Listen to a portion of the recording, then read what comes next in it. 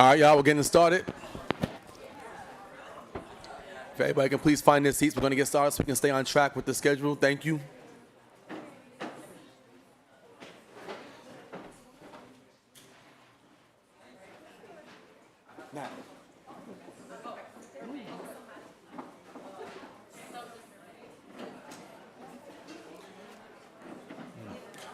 Good afternoon, everybody. Good afternoon. How's everybody feeling this fine Wednesday? Word, word. So for those who don't know me, my name is Bobby Brito Oliveira, double alum of URI through the Talent Development Program. Shout out to TD Nation. Been a part of this community since undergrad, entering in 2001, graduated of 06 and 11. Worked at URI in various capacities, most recently in the MSSC as the Assistant Director. I'm also co-chair of URI's Alumni of Color Network and alum of and advisor of the multicultural org, Brothers on New Direction. So, you already know. And so I want to thank y'all for coming here today. This event is in partnership with the AKAs, BB West, and Pink Women. Give it up for them.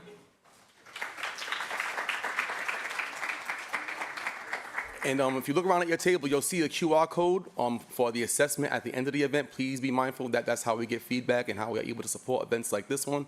So please be sure to fill out the assessment at the end of the event. Also on the other side, you'll see some of the notable women from the university who we are recognizing, from Dr. Cynthia Hamilton, to Pink Woman, to AKAs, Maureen McDermott, so on and so forth. Take a view around the tables for those people that were recognizing today.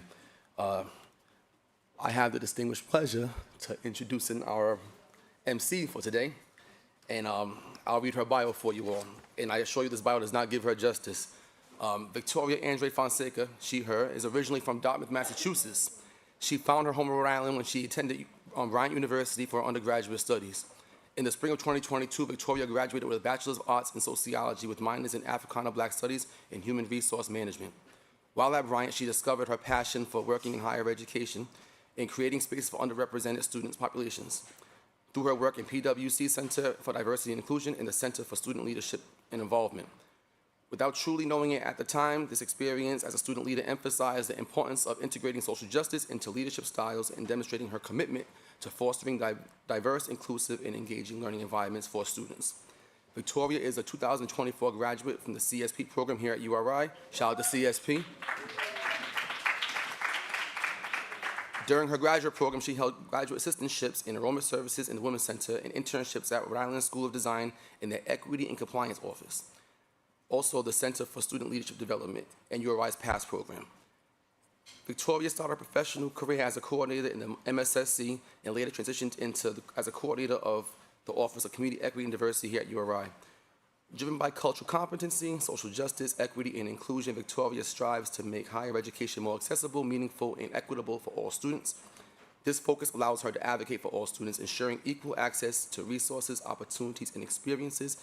Victoria, I appreciate you. You already know how much I value you, your camaraderie, your friendship, and as a trustworthy colleague, I thank you for agreeing to come up here and to serve as our panelist for the second annual Women's Empowerment Panel. Thank you.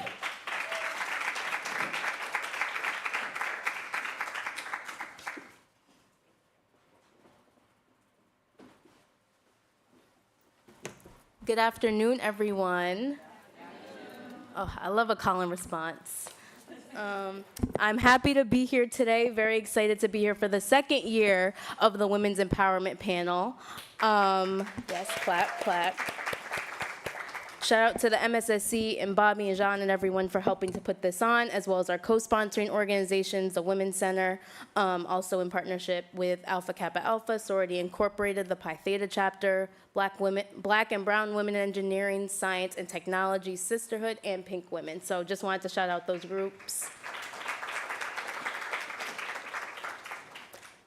Also want to shout out the senior leadership we have in the room. We have our staff from the Talent Development Program, so let's give a clap. As well as our leadership from the Office of Community Equity Diversity, Assistant Vice President Michelle Fonts, and Vice President Markeisha Minor. So thank you all for being here today. So to start us off, I want to introduce Junie Jackson from the Native American Student Organization to present our land acknowledgement.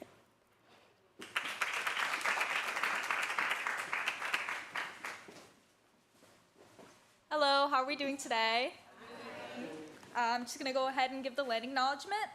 So the University of Rhode Island occupies the traditional stomping grounds of the Narragansett Nation and Nyatik people.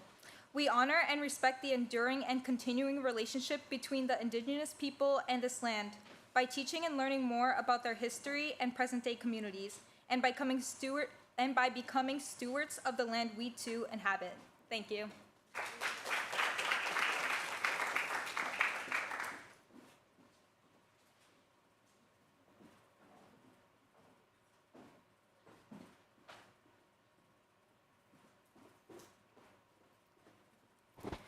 Thank you, Junie, for the land acknowledgement. And now I would like to introduce our Vice President of the Office of Community Equity Diversity, Markeisha Miner.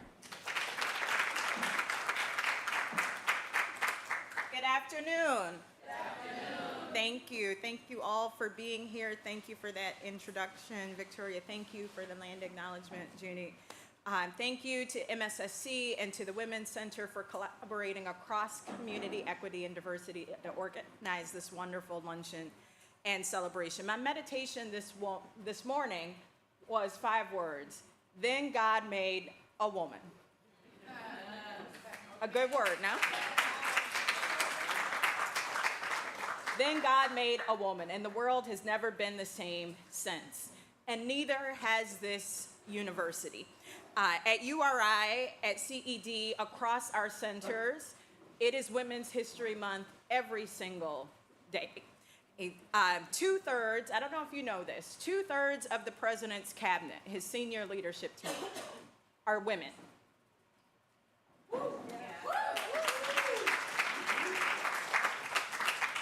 5-10 years ago, that was not the case. Right? There are 4 men on the cabinet, including the president. So women, literally, in this university. The Board of Trustees is chaired by a woman. 61% of our graduate student population are women. 59% of our undergraduate student population are women. And 49% of the tenure track faculty, those who have the most employment security, 49% are women. So almost parity. We're still striving to get there. And I get it. Numbers alone do not equal power or authority or positionality or equity, but we have always, I'm a woman, I know there are certain political leaders who want to know what a woman is. Well, I'm a woman, and I will tell you that women, whatever seat we have held, whatever position we have occupied, we've always exerted our influence to rule the world, or at least our corner of it. So just today, I was down the hill. We announced our new athletic director today, one of the 4. And I walked past Roosevelt Hall. In this room, I know we know which Roosevelt that's named for, right? Which Roosevelt? Eleanor. That's Eleanor Roosevelt. And Eleanor Roosevelt's confidant and colleague was, because I'm not choosing violence today, so Eleanor Roosevelt's confidant and colleague, anybody know which one I'm referencing? Not Polly Murray. I love Polly Murray, though, and she was as well. You all know Polly Murray? Howard Law grad, Yale PhD, who advised Thurgood Marshall on his whole civil rights strategy, one of the first women to become ordained as minister in the Episcopalian Church. But I'm talking about Mary McLeod Bethune. All right, and both Eleanor Roosevelt and Mary McLeod Bethune used their positionality, used their influence to advocate for equity. You may have seen that movie, The 688, right? That was through their advocacy and their activism, their fight for equity and for representation.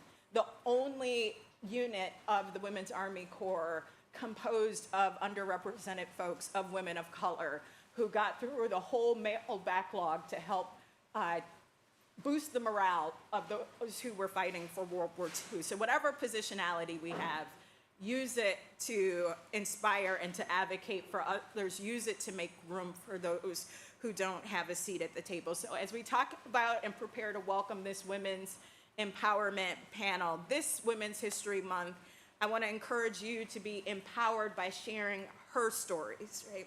Tell her story whether or not it made it to the history book. Tell and learn the story of women like Rose Butler Brown. We know who Rose Butler Brown is in this room? I'll tell you if you don't, the first African-American woman to graduate from this, the state's only public university in 1921. You see, I didn't choose violence. We have representation of all the people, right? She went on to earn a PhD from Harvard and became a respected and renowned educator and activist in her own right. Learn and tell the story of Vera Carr. Vera Carr began her professional career here at the University of Rhode Island in 1959. 1959, as a senior clerk in the Memorial Union just next door, later advancing to the Associate Director of Finance in 1976. She served on so many search committees advocating for broader representation among our staff and to hire a more broadly representative personnel here at the university. She was also instrumental in founding Uhuru Sasa. Any Uhuru Sasa members in the room? Okay.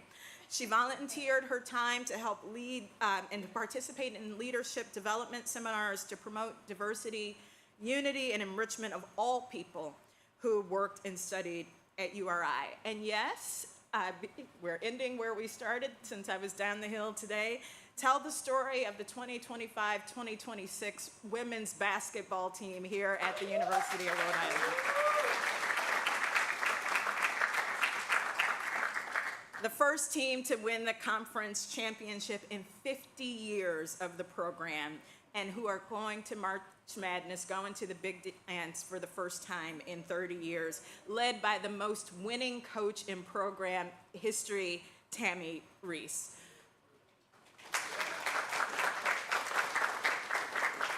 They tell me my face is loud, so I use it for good. The ministry of the face, right? And I learned today.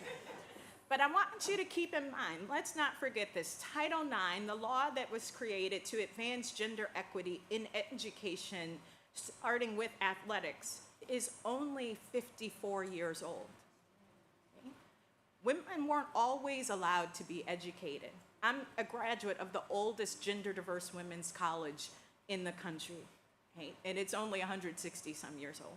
50 years ago, most of this room, it wasn't guaranteed that we could be here, that a Rose Butler Brown could be here, that a Vera Carr could work here. My friend's mom, and my friend is not that old, even though the students, we seem old to you. My friend's mom was fired when she became pregnant with my friend, because pregnant and parenting women were not allowed to be in the workplace, right? So let's not forget how far we've come, the sacrifices that have been made for us to be here, and let us not waste this opportunity to do all we can to continue to not only advocate for, but to create and make room for others to be in rooms and spaces that we're in. So tell her story this Women's History Month. Tell their stories of innovation, resilience, advocacy, activism, and action. And today you will hear the stories of our powerful, amazing, mighty alumni, the Latin plural for women, who are back here. Welcome home to Rotary. We look forward to hearing from you.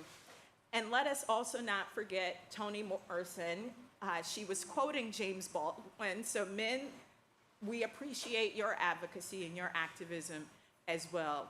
But what she said, quoting James Baldwin, is this: our crowns have already been bought and paid for. All we have to do is wear them. Enjoy the program.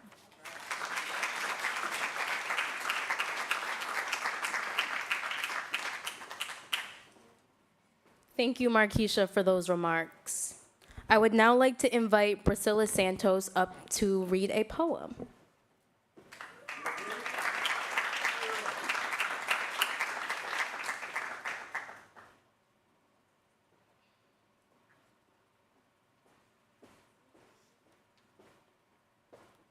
Hi, everyone. Thank you all for being here today. I'm just gonna pull this up. While I do that, I do want to introduce myself. She said it. My name is Priscilla Santos. I'm the mentoring chair for Pink Women. I'm secretary for the MSSC Student Council, and I'm president of Influence Campus Ministry.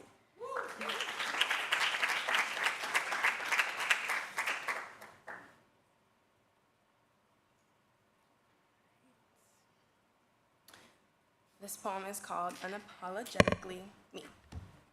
Can you guys hear me all right? Okay. My name is Priscilla Santos, a Cape Verdean woman walking the halls of a PWI, carrying more than books in my backpack, carrying assumptions, whispers I've never heard, but somehow always feel. Morning begins in a quiet dorm room, simple, clean, careful.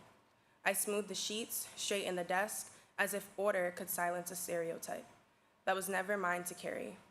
A bonnet rests on my head, soft armor for curls that grow like history, like roots, like pride. But when I step into the hallway, I take it off, not because it's wrong, but because somewhere along the way, I was taught to hide to prove professionalism. I stand in front of my closet, bright colors calling my name, patterns dancing with possibility, yet I reach for the quiet fabric, muted tones, hoping invisibility might feel like safety. I rush into class late, heat rushing to my face, as if time itself were judging me. I sit straighter than comfort allows, nod a little too often, hold my questions in my chest like fragile glass. Someone asks my name. Priscilla, I say, then quickly soften it, but you can call me Bree. That's unique, they reply, a sentence I've heard 1,000 times before, as if my name were a surprise instead of a story. Walking back across campus, I smile at strangers, soften my face, stretch kindness across my lips, so no one mistakes my silence for anger. My roommate and I laugh too loud, joy spilling into the hallways until we hush ourselves, hands over our mouths, holding our laughter hostage. At night, we lower the music, switch the songs, dim the sound of rap and the rhythm of home so no one calls it noise. And when the day ends, I tie my bonnet again, exhale into my pillow, and wonder quietly, who did I shrink for today? But days pass, and something inside me refuses to stay small. I remember I was made, fearfully and wonderfully, crafted with intention and not apology. So the mornings change. I walk the hallway, bonnet and all, curls protected, head high. I wear colors that speak loudly, patterns that refuse to whisper. If the clock runs ahead of time, I offer myself grace because perfection was never the price of belonging. In class, I raise my hand, questions unfolding like wings, understanding matters more than quiet approval. My name is Priscilla, I say fully now, and they say that's unique. Thank you, I answer, because difference is another word for power. If I smile, it's because I want to. If I'm tired, my eyes can rest, my face can rest, my laughter can fill the hallway without permission slips. My curls rise into messy buns that don't fit the clean girl aesthetic, but fit me perfectly. Music plays in the lounge, my rap, my rhythm, echoes of culture and home, and the volume can stay where it is because my presence is not a disturbance. Night falls away, bonnet tied, breathing deep and body resting. But this time I close my eyes, knowing the day belonged to me. Not the stereotypes, not the silence, and not the shrinking. Just me, Priscilla Santos, unapologetically seen, unapologetically heard, and unapologetically me.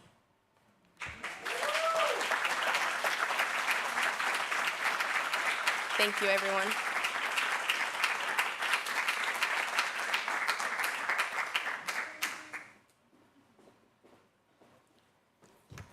Thank you, Priscilla, for that lovely poem. Can we get another round of applause for her?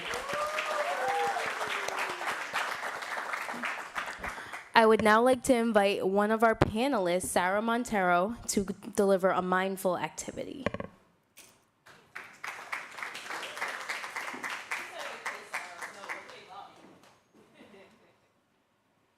How y'all doing? How you feeling? Good. Make me believe you. How you feeling? Amazing. Well, then also. I have to be on my friend. Sorry, y'all. I was trying to get comfortable. First and foremost, you can use the portable. I can use the portable. I like options. Hello, hello. I was looking for the light, y'all. How y'all doing? How you feeling? Gonna kindly ask everybody to turn their chairs towards me. So face forward. Get rid of cell phones. Get rid of any extra stuff you have on you. Get rid of any bad energy. If you've been microaggressed today, please slide yourself halfway off your chairs to allow both of your knees to align with your shoulders. And I ask you to just, my yogi says, invite your blades back onto your back, but take one good shoulder roll back and make sure you up at your proper self. Hands on the knees for all the right reasons. Okay? Glad you got it. I'm still me, y'all.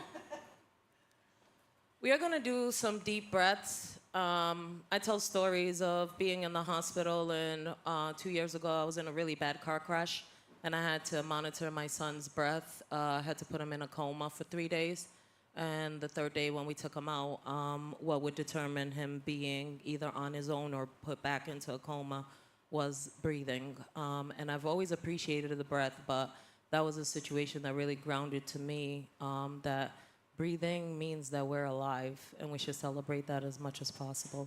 So just want to do a quick breathing exercise. Is that okay? And I invite you to participate however you see fit for yourself. If closing your eyes at any point in time feels natural to you, do that. I just ask you to be present, mind, body, and soul. I ask you to close the other tabs out in your head. The emails will be there. The to-do list will be there. But for now, if we can all just ground ourselves in this present space. Women's Month is a time that we don't just celebrate ourselves, but celebrate where we come from, even if it's imperfect. And we celebrate that we're here. So the first breath I offer up is for ancestors, those that we didn't even meet, but those that spoke us into existence, those that spoke our future into existence, those that fought and made the sacrifices for us to be sitting here today. So on the count of 3, I invite you to join me for a breath. 1, 2, 3.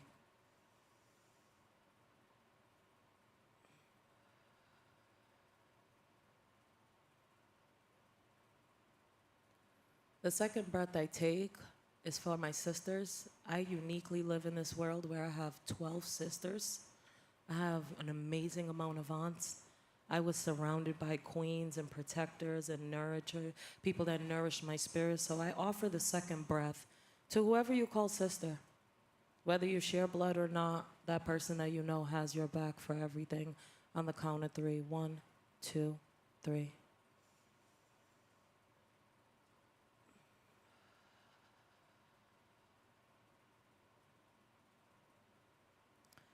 The third breath I offer is to the children, the youth, the young ones you see. I work with students all the time, and I have the luxury of seeing myself in them all the time.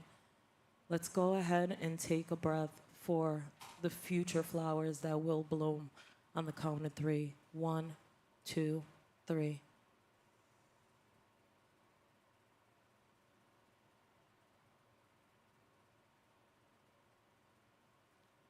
The last breath I offer in this space is because I'm not just a woman, I'm a mother.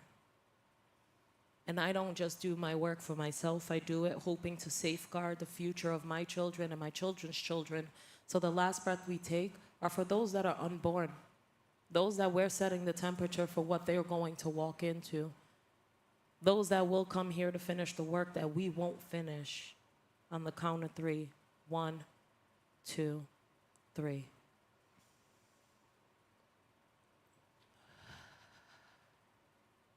I thank you guys for being here today. You could have been anywhere in the world, but you chose to be here, and we appreciate that. Thank you.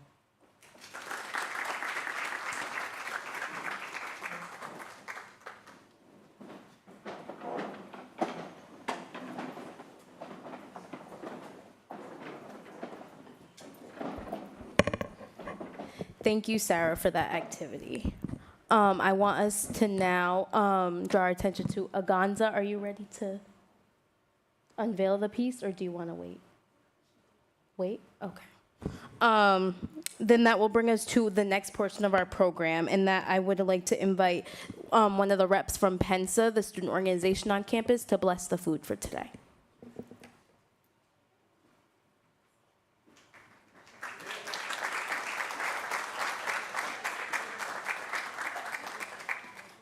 Hi everyone, hope you all are doing well. My name is Boomy, I'm the PR chair from Pensa. Let's all bow our heads and close our eyes, please.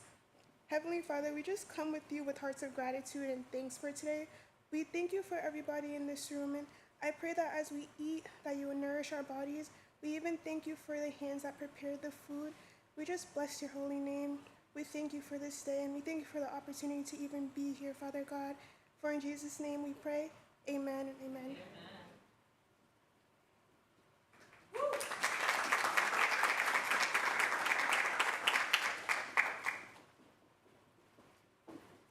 So that will bring us to our lunch portion. I believe we are all set to start lining up to get a plate.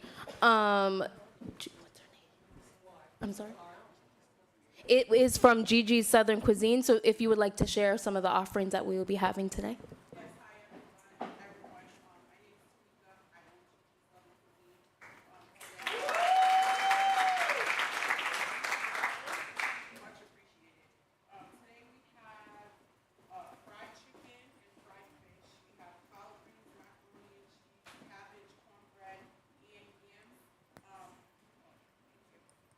Okay, I'll try it again.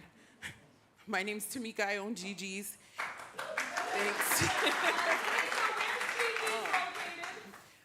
We are in the middle of relocating. We will soon be located on Broad Street. I don't want to say the location. I kind of want it to be a surprise. But we should be all set by the summer. I'm just taking my time. I had some contracts with URI that I'm fulfilling, but I swear, as a woman, I just needed a break. It was a lot of work. When you're a full-time mom, I work for DCYF and have a full-time business, sometimes you just need a break. So I decided to take one for me. Happy Women's Day month. I hope all of us relax and all the guys enjoy the women in your life because we are very important. Today I even brought, because it was Women's Day, my 3 generations. So it's myself, my mom, and my grandmother. All the recipes are our family recipes that we've had in our family for generations, so we hope that you enjoy the food. Again, we have chicken, fish, fried chicken, fried fish, greens, turkey, macaroni and cheese, cabbage, cornbread, and yams. Nothing has pork, so don't worry about that. The gluten-free options, I would stick to the vegetables. And I just found out that the yams are okay too. So thank you, everybody, and enjoy.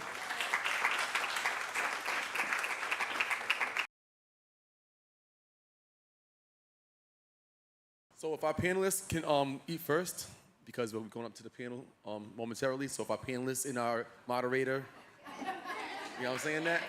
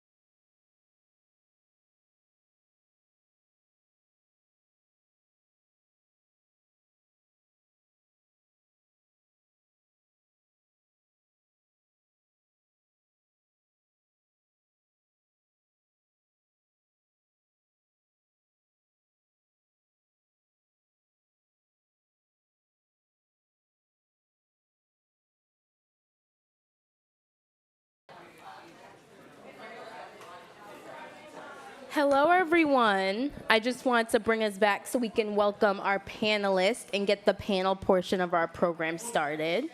I hope you all are enjoying this wonderful food. Can we give Gigi's and Tamika a round of applause? Thank you. There we go. Thank you. Yo. Ooh. So I wanted to welcome our moderator for today's panel, Anna Barraza. So Anna W. Barraza considers herself a native Rhode Islander. She migrated from Guatemala to Providence's West End with her family in 1974. Her parents still live in the home they moved into at that time, attending schools in Providence, ultimately graduating from Central High School in 1988 and attending the University of Rhode Island through the Talent Development Program. She earned her bachelor's degree in English literature with a concentration in African American literature from the University of Rhode Island in 1994 and her Master of Science degree in Human Development and Family Studies.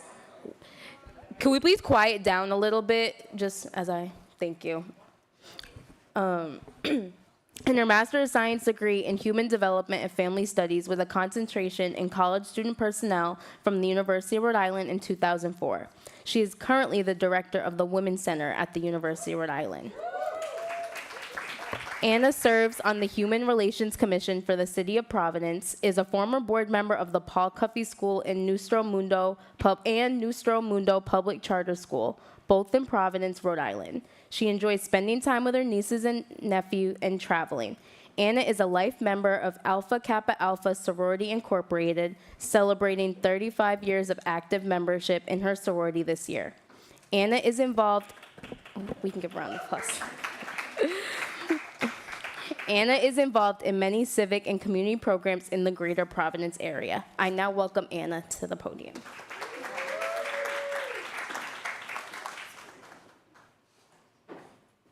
Victoria, you forgot your phone. Your phone? It's mine. Oh, it's your phone? You want it up here? I'll get it whatever. Okay. Hi, everyone. Good afternoon. Thank you for that wonderful introduction, Victoria. I greatly appreciate it. I am so thankful to be here today for various reasons, both in good, sound health, mind, spirit, and body. I do want to extend a special thanks to my colleague and partner in crime, Bobby, for this was his brainchild, and he approached me and he's like, hey, do you want to collaborate in this? And I'm like, sure. What do I have to do? He basically was like, show up. And so here I am. So I'm grateful to him because it was his idea and brainchild, but it's such a phenomenal opportunity to have wonderful women come and present and speak to you, and you can listen to them and listen to their lived experience, which are life lessons to you. And the fact that we get a different panelist group every year, and it seems like each year the different women that are brought here are very timely for the moment and are just wonderfully here for you. And that's what I love about this program. This particular panelist group of this year, I'm particularly happy with because I have a personal relationship with each one of these women. And so I'm grateful to be able to present and moderate this conversation with you today. So as I call your name, please come up and take your seat on the panel seat, and then we'll have you all introduce yourselves individually. So I'm going to start with my good friend, Dr. Joanna Ravello. Joanna is currently the Vice President for Equity and Inclusion at Roger Williams University.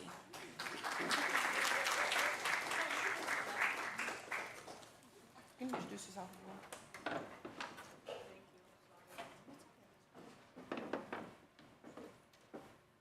Go ahead.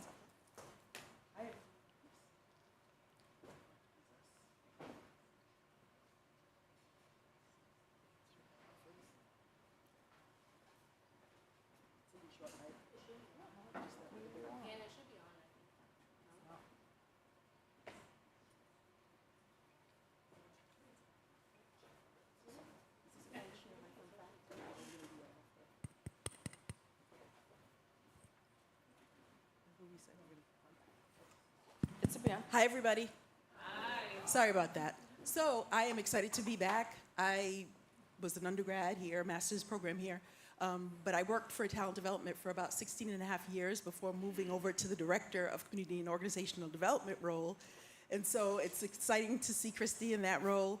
Excited to be back. Right now, I am the vice president for equity and inclusion at Roger Williams University and the chief diversity officer there.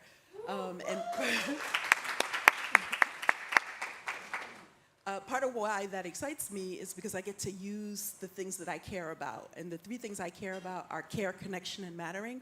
So right now I'm building a whole campaign around care, connection, and mattering for students, faculty, and staff. And one thing that I would say is a fun fact about me is that I am an avid art journalist. I love art journaling. It's problematic at this point. And I have about 100 plus houseplants. And I consider myself a proud plant parent. You can hold on to that. Thank you, Joanna. Next up, we have the wonderful, who you've already met and have seen several times on campus this year alone. But we love her. We love to bring her back. Sarah Montero, class of 2008, the owner of Outspoken LLC and interim program director of Mini Entrepreneurs of Rhode Island.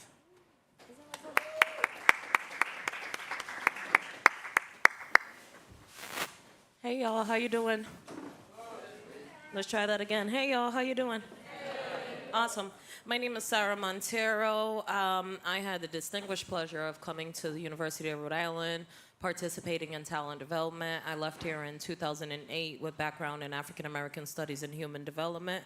Went on to pursue my master's. Well, first of all, a huge shout out. I finished my degree at the University of Virgin Islands through exchange office here.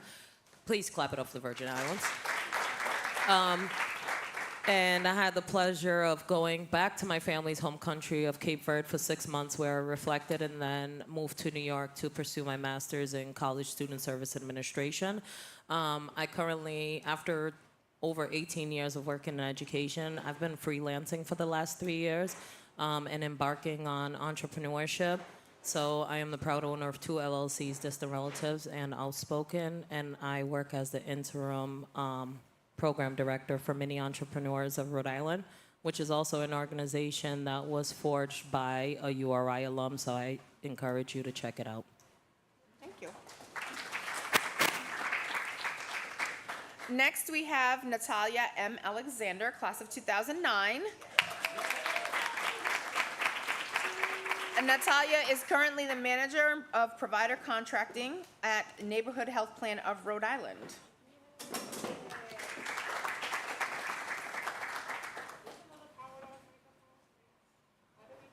Press the red button until you see the light, and then it'll be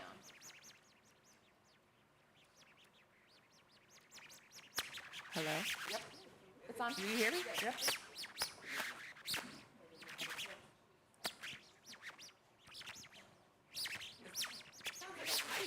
Is it me?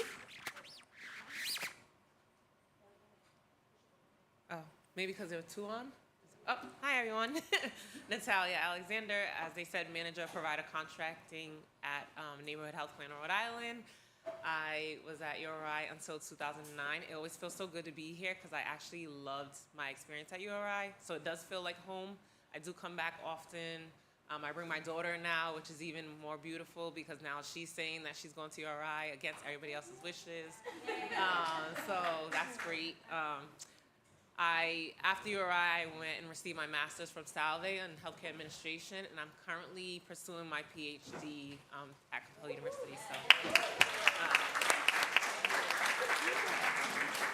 And that's all because Dr. Earl Smith told me that I'm Dr. Rocha, so I will be accomplishing that goal.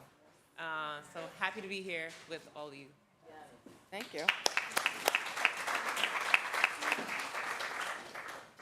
Just for context, right? So Natalia and I met when I first started working in higher ed, and she was in the graduating class of the year that I left URI to go to work at Semester SC.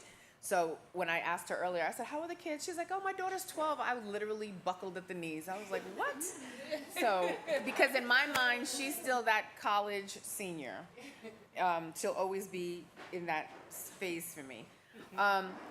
Last but not least, to join our panel today is one of my dear sorority sisters, Christy Embreck, whose master's degree earned in '24 is the Director of Community and Organizational Development here at the University of Rhode Island.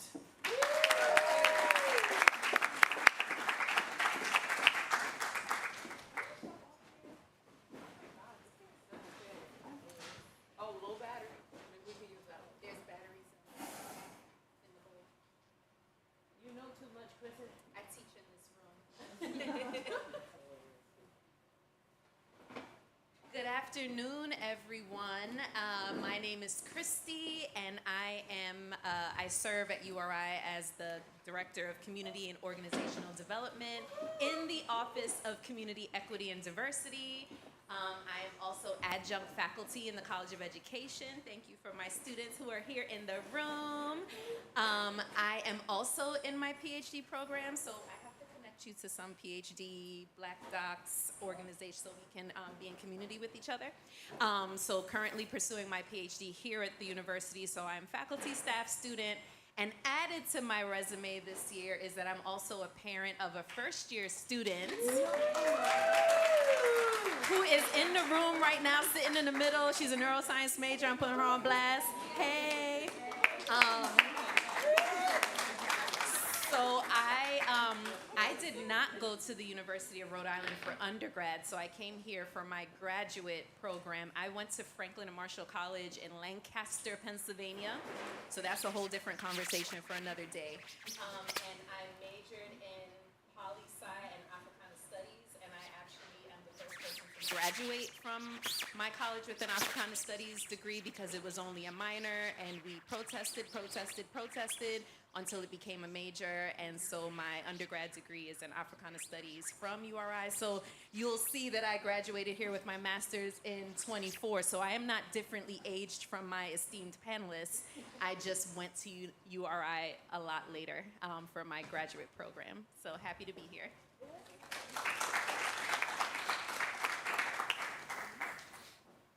Thank you, panelists. I appreciate you being here as well.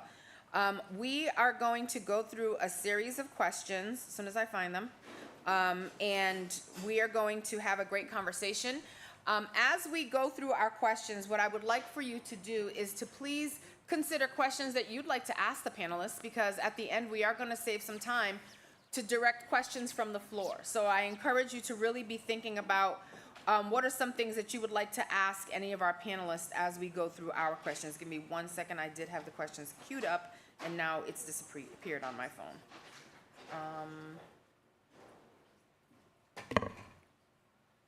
I know you have a printout.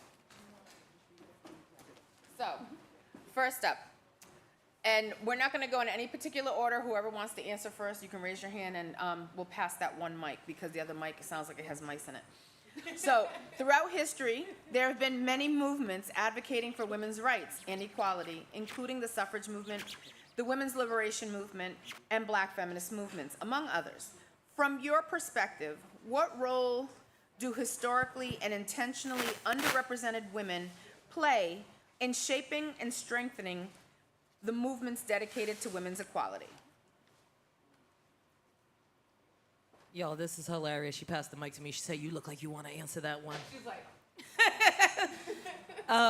Yeah, no, that one hits home for me because of my relationship with poetry. So I think about the literature, all of the women that have used literature to be revolutionary. I cite my favorite poet, Nikki Giovanni, who intentionally stayed out of working for any one system so that she can have a free voice to talk on any and every inequity that she was facing and the community was facing at that time. She ends up using her voice in a lot of different ways. She goes on the road with Muhammad Ali for a year and writes his biography. She went on road with Nina Simone and took all of those proceeds and then kicked it back to civil rights. So for me, I've been fascinated since I was young of the women that used verbal intelligence to turn a society that was being built against them on its own head. And it's something that I teach to this day. I teach social emotional learning in the after school space through poetry, because I always say for some reason people like truth when it has a little rhythm to it. right? But poetry has been a space, and I don't know if you guys know this, that Rhode Island, Brown University has the largest catalog of poetry, and the first poetry written and published here in America comes from Phyllis Wheatley, just right in Boston, right? And so especially for women of color, letting our pen cry is a lot how we've gotten to our freedom. Thank you. Hello? I love that, and I want to hone in on an aspect of it. When I was here and when I was at Stonehill, one of the classes I got to teach was gender and women's studies, but at Stonehill I taught Black feminist thought. And one of the things that came through is that a lot of times when people want to study or discuss oppression, they want to do it on a single axis. So it'll be like access. So they might say, okay, we're going to talk about oppression of Black folks, or we're going to talk about oppression of women. But they often don't think about the overlapping ways that both of those things and many more things like disability and international status and sexuality and all of those things really can confound one's experiences. So I think that's what Black women and women of color have brought to any resistance movement. It's saying and demanding, don't just look at us from one axis and leave the rest of us out. Audre Lorde talked about there's no hierarchy of oppression. I don't know if that rings true for some of you, but it's basically demanding that you're not going to just look at me and just say you're one thing and put me into one box, but to acknowledge and affirm that I am, and I can do it for myself, but to acknowledge that I am many things, and I show up as many things, I have many needs, and so I need to resist in many ways. So oftentimes I think women of color in particular can see that and join other movements, right, to amplify those concerns as well. I just want to say one thing before we even move further is, for everybody younger here, like you said Audre Lorde and Markeisha was like testifying from back there, right? If names like Audre Lorde and Toni Morrison are not ringing bells for you, I want to tell you that you've been miseducated, and to a certain degree. They are absolutely vital to a lot of the conversations we have, to us even just sitting up here. So I ask you, whether it's notes, whether it's your cell phone, whether it's things, pull up a tab, save these names, go back and understand, because what's happening right now is that work is having to be redone because people have been miseducated, right? Where there's already frameworks. Audre Lorde left us frameworks. Toni Morrison left us frameworks. We do not have to reinvent the wheel. So if you are younger than the ages of these names being popular to you, I strongly suggest to you, like, that's a whole resource. Like, put those names down. Don't think that you know anything about love if you haven't read Toni Morrison, All About Love. So just please take your notes and your resources. I think Christy wanted to make a comment. She has that microphone down there. Hello. Is this one working? Yeah, just going off of that. So I am a storyteller, born of a storyteller, and I grew up with Anansi stories. I didn't grow up with Mother Goose. I grew up in Guyana where we had different stories that came from, that are diasporic stories. And something that Chinua Achebe said that I keep with me very near and dear, so those of you who have experienced my presentations before, he said, until the lion learns to write, the narrative will always glorify the hunter, right? So I teach courses in education and social justice, and I requested, and thank you, Bobby, to have my classes taught in this room, so that when we talk about the advocacy of students, BUA, TD scholars, all those, we are in the space where it's happening. So I say that to say, in my class, I talk a lot about intersectionality. We talk about Kimberly Crenshaw. And one of the things that for me is really important when we talk about miseducation, I almost wore my Miseducation of Lauryn Hill shirt. So next time. But when we think about the things that we learned in school, we also have to, you don't know what you don't know. That's like how metacognition works, right? So how many people learned about Alice Paul in school, women's suffrage movement, right? You learned about women's suffrage, you know, all that. So when we think about intersectionality and how diasporic, ethnically diverse women have moved the needle, please understand the context of what I'm saying, because many feminist frameworks were not for everyone. They are very much held in dominant frameworks. So I say that to say Alice Paul, and when we talk about Sojourner Truth, Ain't I a Woman, right? Intersectionality. She's black and she's a woman. Alice Paul was not advocating for anyone else's rights except the rights of white women, right? And so Nellie Quander, did Jackie leave? Who is a member of Alpha Kappa Alpha at Howard University at the time, wanted to march with Alice Paul, who said, nah. And her friends were like, no, really, you should probably let them march with you. And she said, well, they can come and march in the back. And Nellie Quander wrote another letter and said, nah. And so we're gonna march and we're gonna march with you.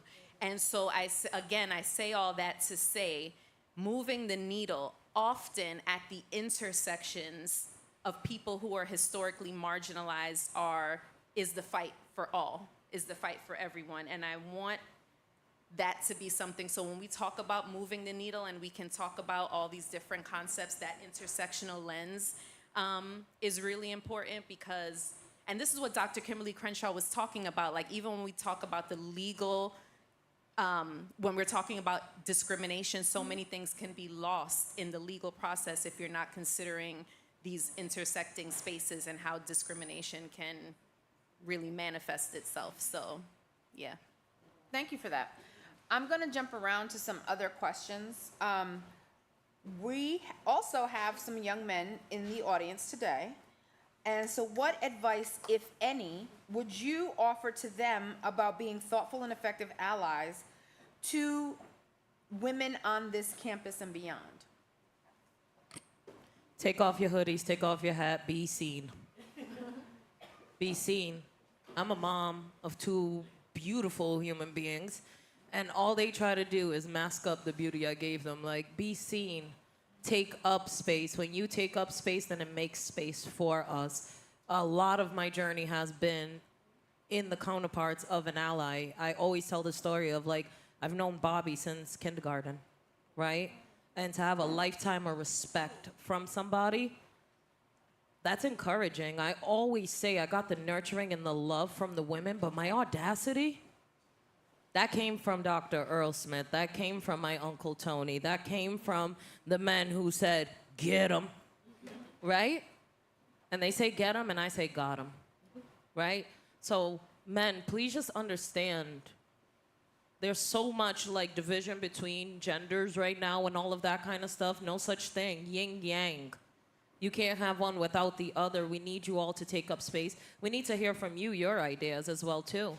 A lot of times there's this thing about letting us take the lead and then you just fall in and just like, you know, help. No, be the head and not the tail. So I encourage you guys to keep keeping space with us like that. It is so nice to see y'all here today. I am so proud of the work that Bond does. And I hope that you guys keep showing up because, again, Nikki Giovanni said for every first man that did anything, he was first born onto a woman. Mm-hmm.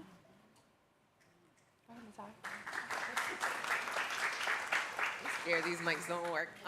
But I think two of the things is just listen and take the time to understand.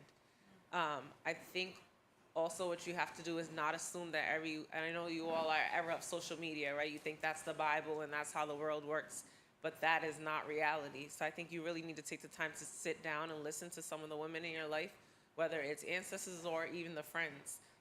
You know, Sarah referenced Bond. When I was here, I was part of the group that started Pink Women. That wouldn't have been possible if we didn't have our brothers from Bonds who were supporting us, right? Who were advocating for us when we were in rooms where they didn't want to listen to these young women. They went and made sure that we were being heard. So I think it's so important that we're supporting each other. Women support the men, men support the women, because I think we need each other. So just take the time to listen and understand why some of the women are feeling the way they're feeling, why they're going through the things that they're going through.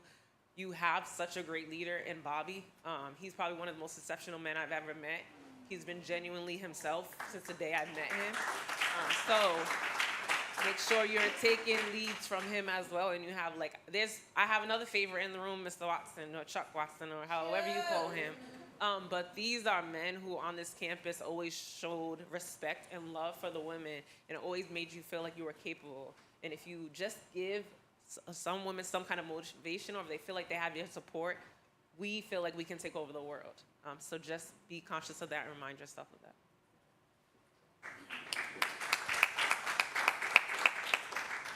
So as I've gotten older, I have started to really peel back the code switching and the frame switching, two different things, like speaking differently, but also moving differently in different spaces. And so I'm gonna talk, and I'm gonna talk in a real way right now. Stop letting women be violated in your presence. Stop letting women be disrespected in your presence.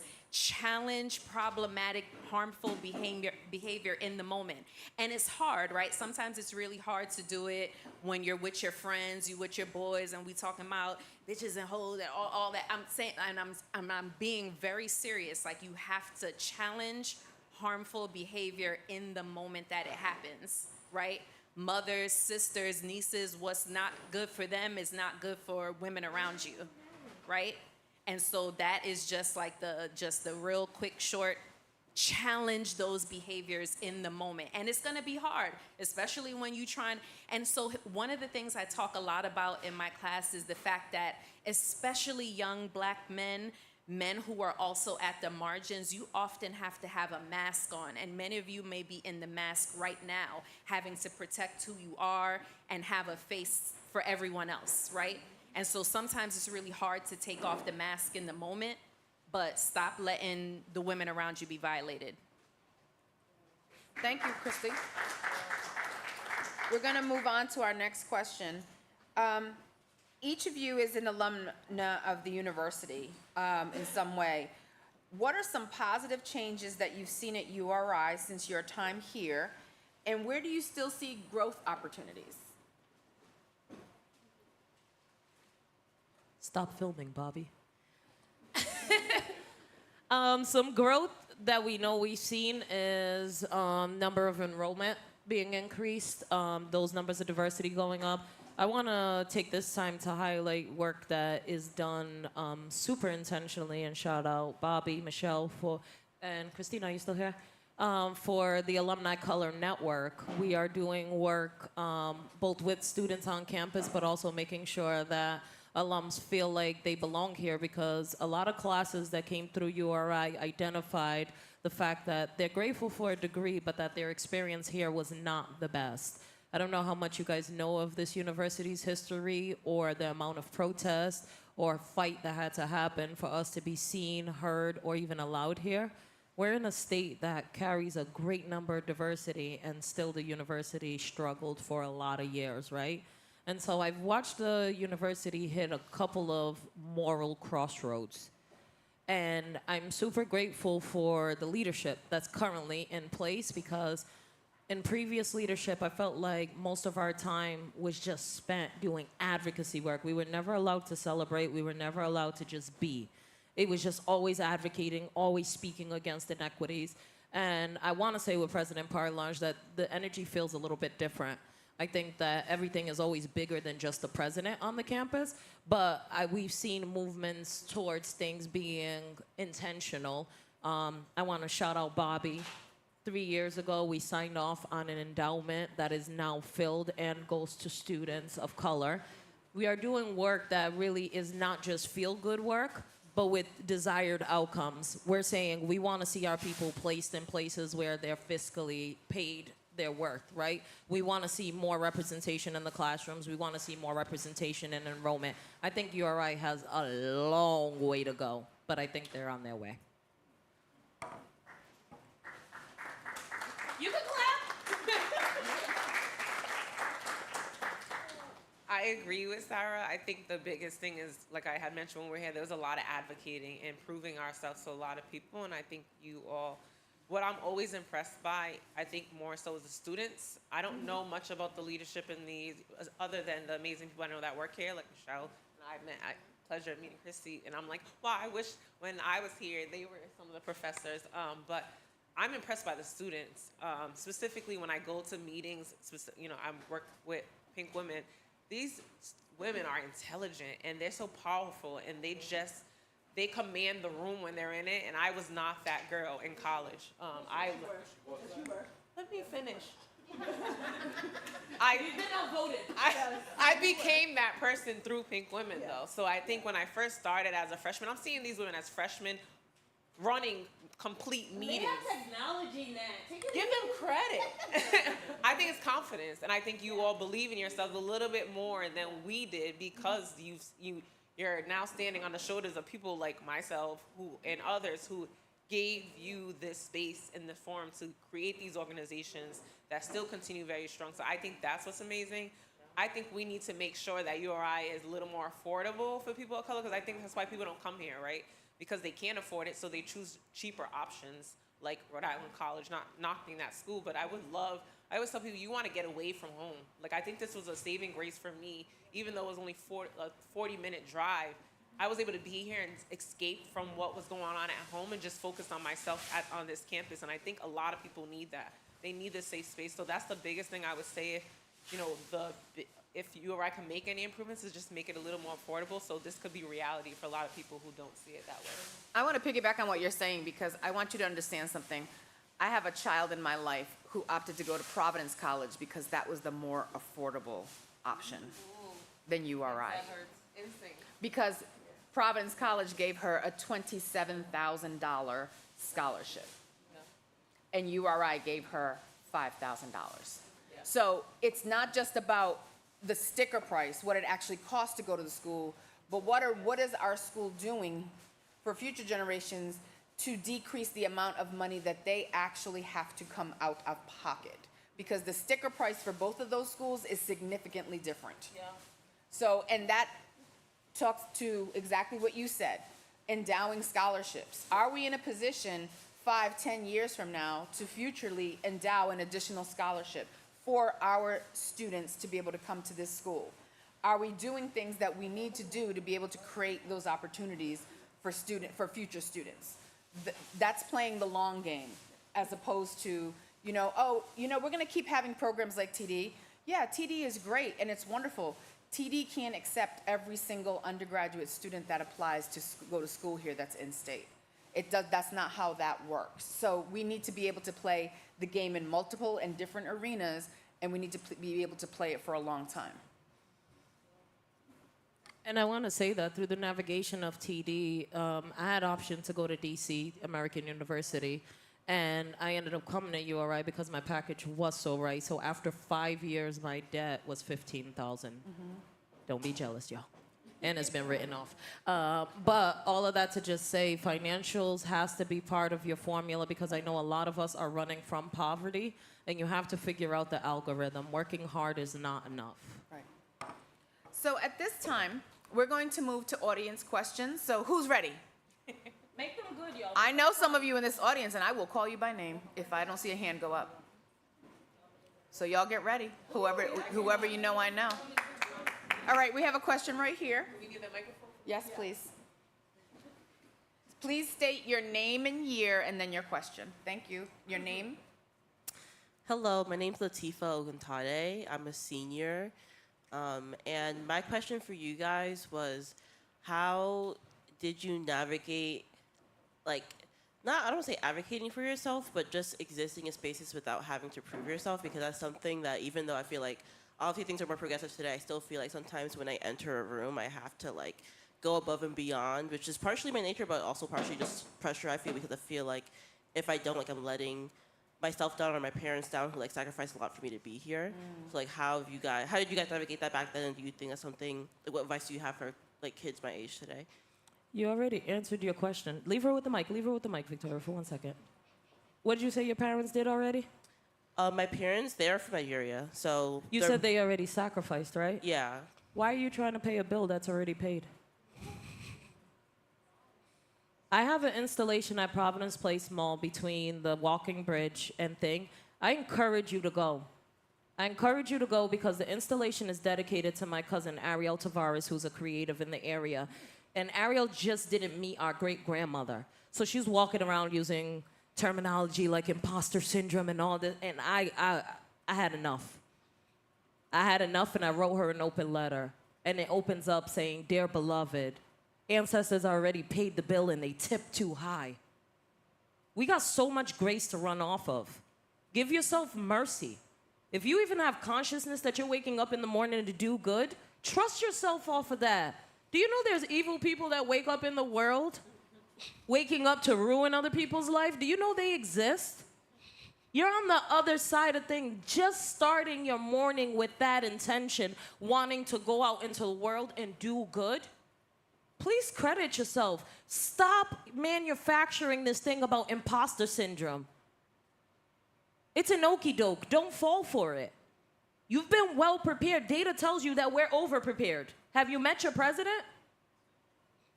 Trust yourself a little bit. For real. And affirmations sometimes need to not look so cute. It's not like you're beautiful, you're... Look in the mirror and be like, may I swear? And be like, aren't you doing good? Like, I've survived injustices, discrimination, and abuse. Dodged their systematics, lynchings, and their news. Like, you already beat data. Believe the rest of it and actually focus your life on joy. You deserve joy. You deserve peace. You deserve happiness. And you deserve to design your own life. Don't let anybody else design it for you, or else that's bondage. Fair? Sorry, y'all. Y'all got me spirited. I love that. Sarah, I love that. I love that. I love that. And I'm internalizing it. One of the things I wrote down is there are people walking around here, right, with half the amount of skills you have, half the amount of grace you have, half the amount of gifts you have, but twice as much confidence, okay? So once I got that and I internalized that in my spirit, I was like, dag, because there's things that I have not tried, not done, not said, just because I thought, oh no, let me hold that back. You know, maybe, you know, the way people are in here, everybody else looks smarter or more accomplished, but just remember that. There's people walking around here with half the skills you have, with twice the amount of confidence. Okay? Go forth. And way whacker accessories, because you're doing it. So I'm thinking about Priscilla's poem in the beginning and just shrinking yourself to fit, right? I came to this country as a refugee from Guyana. My family came here as refugees, and I'm also thinking about the Her Story event, the young lady who shared the poem about her immigrant mark, right? And those of us who are born in other countries, when we had to get our vaccinations, we have the immigrant mark, and just ways that we were othered and ways that people were able to identify you. And in some circles, it was cool, like, oh, where are you from, right? Like, because you saw our immigrant mark. And I also think about when we are in these spaces, we have to remember in the pursuit of freedom, courtesy is not a virtue, right? So last year during the Build event, we had Kevin, Dr. Martins that came, because I know his middle name begins with a K too, right? Kevin Keith, right, yes.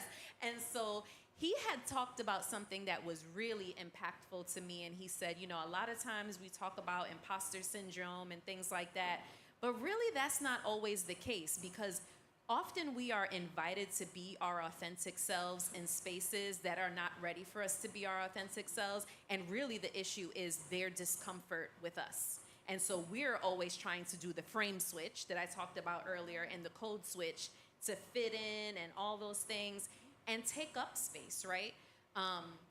One of the things that I wanted to share, The Soul of a Man Under Socialism. So Oscar Wilde, he's an Irish poet and playwright. He talks about the benevolent master, right? What does that mean? The benevolent, because I lost my words, right? This notion that sometimes the people whose aim is to do good are the people who do harm, right? Because if they're kind-hearted and they're all these things, you don't even question your oppression. You don't question the ways that you keep yourself small because they're keeping you happy in other ways, right? And so this is why even when we talk about, you know, and I'm always saying this, like, emancipate yourself from mental slavery. Yeah. None but ourselves can free our minds. The late great Bob Marley, right? We sometimes hold ourselves in a space that we don't have to be in anymore because we are socialized to be there. I talk about the cycle of socialization. Harold, again, if you're writing down names of people to look up scholarship, right?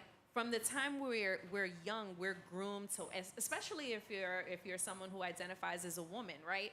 When I came to this country, it was like, oh, you don't let your girl children to do this. There were no sleepovers. There was nothing. I couldn't even go trick-or-treating because my mother's like, you knocking on strangers' door and begging, sit your ass down, right? Like, we're not doing any of that. So there were just a lot of things that we're socialized to do, and to actually break that cycle of socialization is actually a really difficult thing to do. And so, again, just this notion of not shrinking yourself to fit, not serving that benevolent master anymore, right? Like, take up space and, right. And flex. And flex.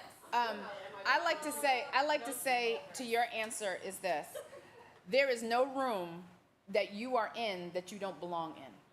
Every room that you enter is a room that you belong in. In this time, in this day, like Sarah said, your ancestors, our ancestors, me, Michelle, we all paid for you all to be in this very room at this space and time. So absolutely, you stand 10 toes down and stand up and ask your question. Because what you did just now, 5 other people didn't do. But you did it. And what 2 other people should have done when you did it is literally leaned on your back and supported you. And that's what we need to do. Real talk. Because I know it, because I've been there. We've all been there. When you are one of the 3 or 4 spots in the classroom and you're like, damn, I have this question. Look at a brother, look at us to be like, I need you to lean me up, post me up, because I'm about to ask this question. And trust and believe there are other who are non-spots in the room who have that question too. So every room that you are in at this university, you belong in. All of you. In the world. Do not think, oh, I don't deserve to be here. It wasn't meant for me. I'm on scholarship. I got in through this program. I got in through that program. So what? As soon as you walk in that door, you belong in that room. And can I also just say, and not that I am someone who encourages truancy, but I know that some of you are supposed to be in class right now and you're here. That's okay, right? So I am one sorry, I don't encourage truancy. However, I tell my students all the time, if there is somewhere you need to be that you feel important in terms of your experiential education, this is my career side of the hat that I'm wearing. Appeal to your professor. Ooh, was that a Freudian slip? That must have been a Freudian slip, right? So appeal to your professors and let them know there's an event that I'd like to be, that I want to participate in. There's an experiential education opportunity when there's fairs, when there's all those things happening, and ask if you can be in those spaces. So, this is also about, it's the twin pillars of education, right? Like the academic, but also the spirit, so. To Christy's point on that, think of the athletes that go to school here. Every single one of them, when they have to be away for whether it's a training because they have to hop on a bus or leave town, they are given that time because they're an athlete. This space that you're in, having these conversations, this is real world, live, lived education that you are receiving. Your professor will give you that grace in the very same way they give that grace to our athletes to be able to leave campus to do what they need to do. We do have to move on, because I know there are a couple people who have questions in here. We're going to have one more question from the audience, and then we'll let you all socialize and mingle. But let's have this last question. Make sure you say your name and year, please, and ask your question. My name's Abendigo. I'm a freshman, but most of my friends call me Bendy. I got a lot of good educational insight from you guys today, and I really appreciate you guys talking about it. But now I had a question, because I've been thinking about this for a while. I understand, like, most of us cultured kids, we came from a background where we were told to bottle a lot of stuff inside, because letting that out would show vulnerability, and we need to stay strong and stuff like that. So especially in young women, I see that a lot, and it's harder to communicate with people like that. So I want to see, like, how would us as young men approach certain situations like that with young women that, like, usually bottle that inside, like, don't like showing emotion, because I know they have a lot to say. So I was just wondering, like, how would you want us to approach that area? Damn, I wish Chuck was here. I was gonna sing Luther Vandross to you. Buy her a rose, call her from work. Genuinely, And thank you so much, because I asked you to take off your hoodie and you at least slid it halfway. And the more it comes, the more it comes off, the more beautiful I see that you are. Start right here, just holding space. Sometimes saying nothing means everything. Sometimes sitting down, listening to music means everything. Sometimes imparting spiritual practices, right? I had a friend when I came to the university, I want to shout out Theo Martins. He was one of the few people that knew that I had anxiety. And so we would refuge to the forest and just go breathe. I started breathing exercises when I was here and starting to feel because I would have big feelings that raced up in my chest. I was the first one that graduated from my immediate family, right? And that was a lot of pressure. I felt a lot of pressure when I was here to perform, to not let people down and stuff like that. And that pressure was making me anxious and sometimes aggressive. And my male counterparts are the ones that help me stay calm. So really just remembering that we're human and dropping the performance. You can better connect with somebody always by having one-on-one conversations. Sometimes saying stuff in a large group puts people on the spot. Mm-hmm. So just pulling them down and just saying, hey, let's have a chat, or let's watch a movie, or let's sometimes not directly discussing the problem, but maybe taking a break from the problem helps. Just keep that humanity in you. We need that, and it becomes super dope, and it's things that we never forget. Our male counterparts here from URI, they're still part of our life. My kids tell me that they rely on this guy right here, right? Mm-hmm. And they call him Uncle Bobby, right? You guys have an opportunity right now to make lifelong relationships. Don't miss that opportunity either, okay? Yes? Something I also want to point out. Look at each other. Look, yeah, y'all Don't. I walk down from the Women's Center, which is between Weldon and Barlow. And as I'm walking up the hill, first of all, I have to look up. You all do not look at anyone. No. Look up. Take one of your earpods or one of your headphones off, and as you see people, hey, smile, nod, look at each other. How am I going to know that you're going to hear me out when you ain't never looked in my direction day one? You walk past each other and don't even say boo. Hey, sis, your hair looks good today. Just keep walking. Now, somebody might be like, yo, that dude's weird. He always got something nice to say. And you know what I'm going to say if I overhear a bunch of women saying that? So he's weird because he has something nice to say? Sounds to me like you're weird. Toxic.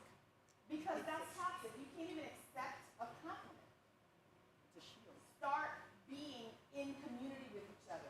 Not just in these rooms, but in the community. Look at each other. Say hi to each other. Sis, can I help you carry that bag? And you look like you're struggling. Trust me, you ask me to help me carry my bag, I'm like, bruh, here. My whole work bag, you can carry it. Seriously, I wish he was here, because Max, that's how I know who Max is. He rolled up to an event that we were having and helped us set up tables, chairs, took people's names.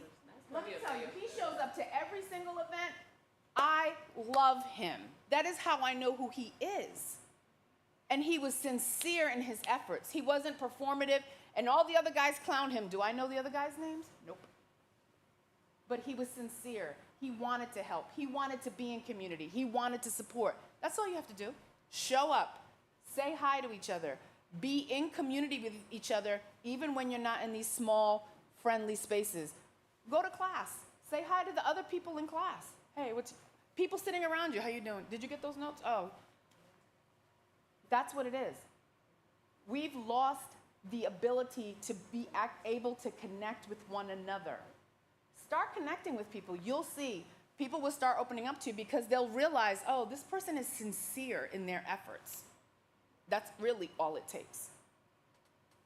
I also think, too, as someone who's still a work in progress in this being vulnerable space, be conscious of your body language and how you're reacting to the things they're sharing, too, right? So, if I'm open and I'm sharing how you're feeling and I'm seeing, they're saying you're not paying attention, or you seem distracted, or you don't seem as engaged, I'm going to shut down automatically because it's going to feel like you don't care. So I think it's just being very intentional about what you're doing. You're focused on that person, acknowledging that their feelings are their feelings, whether you agree with them or not, because that's big. Because a lot of times people, I think, listen to rebut your feelings and tell you you don't need to feel. They did it to me just now, right? I said I wasn't brave here. Yes, you were. Yes, you were. Well, how you gonna tell me how I felt, right? No, but I'm saying like it's make about space for mistakes too, right? Like she can call us out and we don't. Because right. our intention was love, but was that how it was received? No, and we have to hear that back. Yeah, right? so it's just being open to receiving that. They're like, you don't make me feel, and you're not being defensive about it. But that's not what I meant. Just listen to what they're saying. And I think that makes the difference is they feel like they can trust you and you're not going to share what they're confiding you in, because that's another thing, right? Like everybody's best friend got a best friend that they tell the best friend, right? So it's just also creating a space where they feel that they can trust you, and you're not going to then go and share their most vulnerable secrets with the next person, creating a space for them to feel like what they say to you is with you, and that's it. So, friendship, love is found on two-way streets, right? And I say that to say when we talk about same cycle of socialization, right? I can think back to my relationship with pain, right? To the things that my grandmother told me, even physical pain, like nobody should know that you're in pain. So when I was in pain, I held it in, like becoming a young lady and being like, oh my God, what is happening? She pulled me up by my bootstraps. Nobody should ever know that this is how you feel and this is what you're going through and all these things. And I learned through my adulthood to mask pain. And as I'm looking at this painting here, I became really emotional because my pain took me to a place where I had to have medical care that took me away from these spaces, right? So I'm so grateful that I have 2 children because that is not my experience anymore, right? So when I think about my relationship to pain and my relationship with keeping things inside, I know that I could unfold myself to a man who also unfolds himself to me. Mm-hmm. So when I talk about you wearing the mask, you might have to take off said mask to really connect with a woman and really have a woman unfold herself to you in those ways. Because if she sees your vulnerability, she might be willing to risk being vulnerable with you. So I just want to go to your church, Christy. Look, I just wanted to, because we're going to close up, I want to thank our panelists. You have, did you not get my text? Yeah, that's what I thought. You have their information. There's no reason why you can't reach out to them on all of the official social medias and look for them.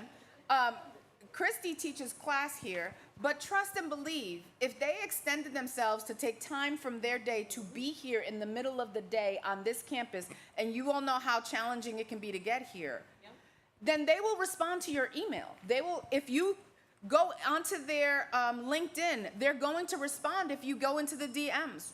Trust and believe. We don't bring people here that are not committed to help you. So by all means, if you want to carry on the conversation, I am sure they will be open and receptive to you. But I want to thank Dr. Joanna Ravello. Goods. Dr. Joanna Ravello Goods. I'm sorry, I'm reading off of the thing that was given to me. Sarah Montero. Soon to be Dr. Natalia Alexander. Also soon to be Dr. Christy Embrick. Thank you very much for being here today. I'm going to turn it back over to Victoria, who is going to close us up and not listen to what Bobby has to say because we are following the program as it has been given to us. All right, thank you all very much. I hope you got a lot of the panelists.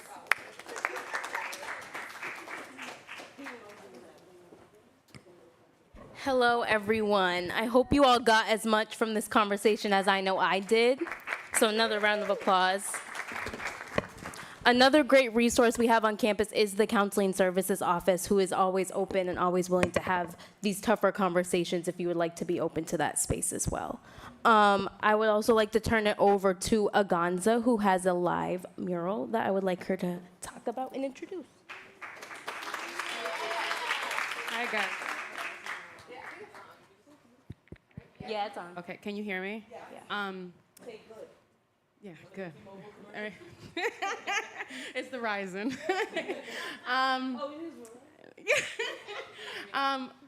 don't have much to say usually. I'm an emotional person, but I just want to say, as I know this is a woman's event, but when you said that question to the young man in the back, I think that was really powerful of you by you just speaking up and saying, what do I say?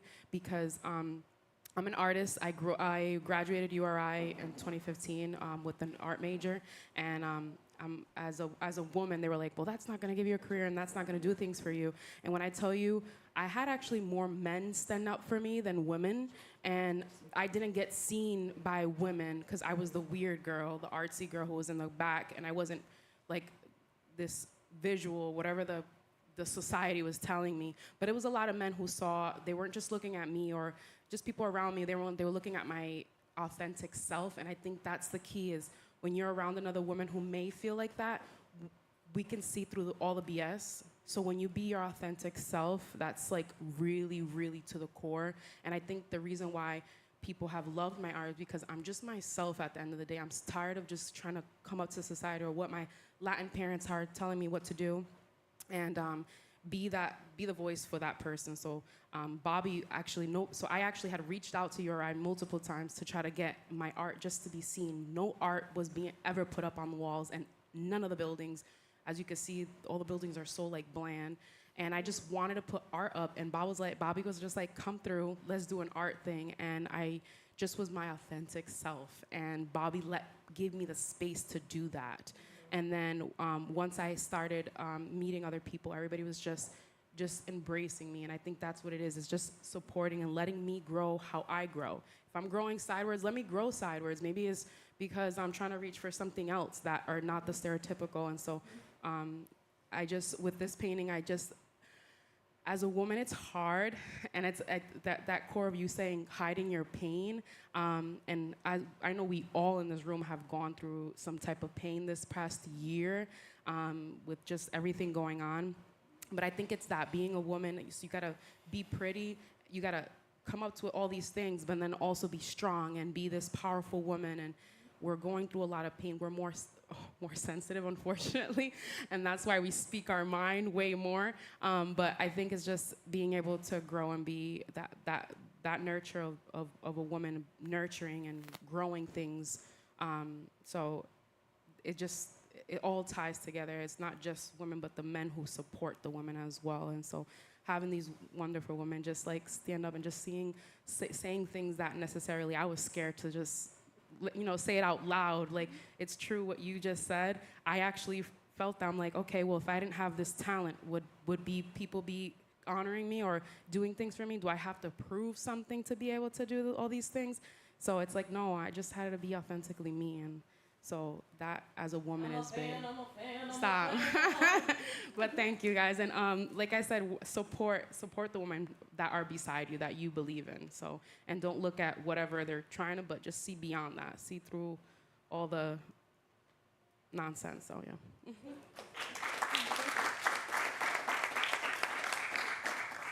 Do you have a name for the piece? I don't. I usually name it after the event, just because I think it's memorable. So I think it's just going to be the 2026 women's event. So Thank you, AGONZA. So I believe that concludes our event today. I want to thank all of you for coming and taking time out of your day to listen to our lovely panelists, to enjoy the food and the beautiful artwork. And I hope you have a great rest of your day. Be sure to scan the QR codes for, you can have a takeaway of the program from the live link, and then also complete the assessment so that